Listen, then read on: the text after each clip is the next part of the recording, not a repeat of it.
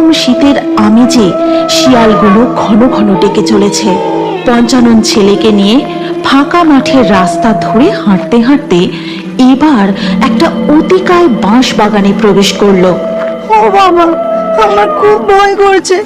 অন্ধকারে রাস্তা তো কিছুই দেখতে পাচ্ছি না। ভয় পাস না, এই বাঁশবাগানটা ছোট, এক্ষুনি শেষ হয়ে যাবে। আর আমার হাতটা শক্ত করে ধর। আকাশে ঝলমলে চাঁদের আলো থাকলেও ঘন বাঁশ ঝাড়কে কাটিয়ে এক টুকরো চাঁদের আলো মাটি ছুঁতে পারেনি। হ্যাঁ রে মামদ, এত রাতে রাস্তায় ওগুলো কারা রে? ঢাকি রে ঢাকি, ছেলেকে নিয়ে বাড়ি ফিরছে। কারটা মটকাবি না কি রে ডাইনি? না না, বাপ ছেলে কষ্ট করে শহর থেকে রোজগার করে ফিরছে। এদের বাড়ি ফেরার আগেই এই সুখ কেড়ে নেওয়াটা ঠিক হবে না। ধর, ভূত ডাইনির কাছে আবার ঠিক ভুল। চল না, ঘাটটা আমি মটকাবো আর তুই রক্তটা চুষে খাবি, তারপর আমি খুলিটা চেবাবো। মামদভূত এই কথা বলে একটা লম্বা বাঁশ হুড়মুড়িয়ে রাস্তার উপর ফেলে দেয়।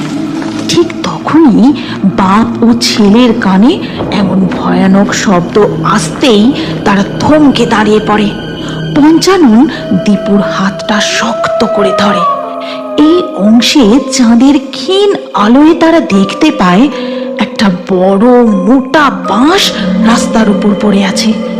পঞ্চানন বুঝতে পারে এটা কোনো অশরীরের কাজ। যেখানে ঝড় নেই, জল নেই, সেখানে হুড়মুড়িয়ে একটা আস্ত বাঁশ পড়ে গেল। বাবা, হঠাৎ করে এই বাসটা রাস্তার উপর পড়ে গেল কেন? একটুও তো হাওয়া দিচ্ছে না।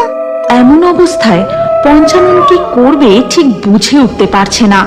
সে ছেলেকে নিয়ে পিছন ফিরে দৌড়বে, নাকি চুপচাপ দাঁড়িয়ে অপেক্ষা করবে, নাকি লাফ দিয়ে বাঁশটা পার করে দৌড়ে পালাবে।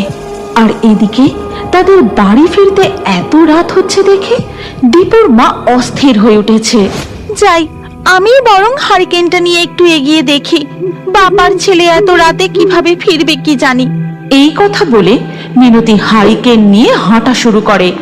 হাঁটতে হাঁটতে সে গ্রামে ঢোকার মুখে মানে বটতলা পর্যন্ত চলে আসে।